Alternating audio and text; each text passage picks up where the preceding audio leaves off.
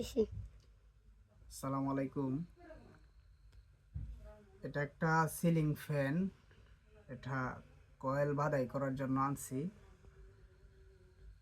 তো একটা বিষয় খুবই গুরুত্বপূর্ণ, সবাই লক্ষ্য করবেন।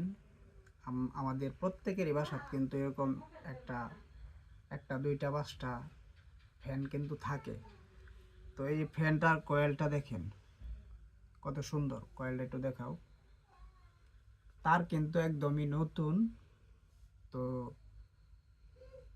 তবুও কিন্তু এই ফ্যানটা নতুন করে বাদাই করতে হবে। কারণ কি, এই যে দেখেন কয়েলের যে ফাঁকে ফাঁকে যে ফাইবারগুলো দেওয়া থাকে, এই ফাইবারগুলো কম দামা দেওয়ার কারণে, মানে একবারে সর্বনিম্ন কম দামা দেওয়ার কারণে এই নতুন ফ্যান, মানে তারপরেও এটার কয়েল বাঁধতে হবে। এর কারণ হচ্ছে বডি শর্ট।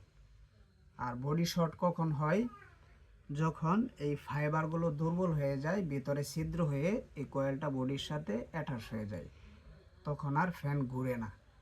যদিও ফ্যান ঘুরে, রিক্স থাকে। কেমন রিক্স? ভোল্টেজ বেশি নেয়, তারপরে যদি রানিং ফ্যানে কোনো সময় যদি কেউ ধরে তাহলে শর্ট খাবে। আর কোনো কারণবশত যদি আর্থিংয়ের জায়গায় ফেস কালেকশন দেওয়া থাকে, তখন কিন্তু আপনার ফ্যানে যদি কেউ মুছতে যায় তখন কিন্তু শর্ট খাবে, মারাত্মক ধরনের শর্ট। তো এই জন্য এরকম একটা নতুন ফ্যান, এই ফ্যানটাও কিন্তু নতুন করে বাঁধতে হবে তারটা ভালো থাকার কারণে। শুধুমাত্র ফাইবারটা কম দামা দেওয়ার কারণে। আমি দেখাই ফ্যানটা যে বডি শর্ট, এটা আমি দেখাই।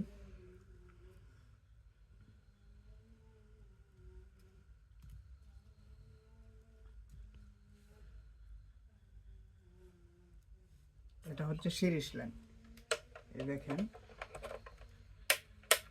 এটা হচ্ছে একটা সিরিজ লাইন। তো এই যে দেখেন ফ্যানটা যে বডি শর্ট, এই যে দেখছেন, এই যে বডি শর্ট।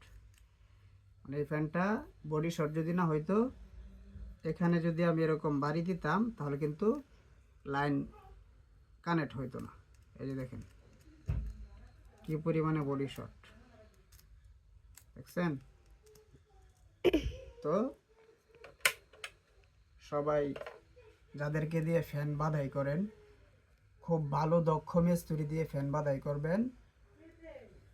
তার কারণ হচ্ছে, যদি কোনো ক্রমে ফাইবার কম দামা ইউজ করে টাকা নিয়ে যদি ঘষাঘষি করেন বা দর কষাঘষি করেন, তখন সে কম দামা ফাইবার দিয়ে ফ্যান বাঁধাই করবে। আর সেই ফ্যান কিন্তু আপনার বেশি দিন লাস্টিং হবে না। তো এই দেখেন কয়েলটা কত সুন্দর। তারপরেও কিন্তু আমি এই কয়েলটা কেটে ফেলবো, কেটে নতুন করে বাঁধাই করে দেব। তো সকলেই ভালো থাকবেন। ধন্যবাদ সবাইকে। আসসালামু আলাইকুম। টিভিতে আমি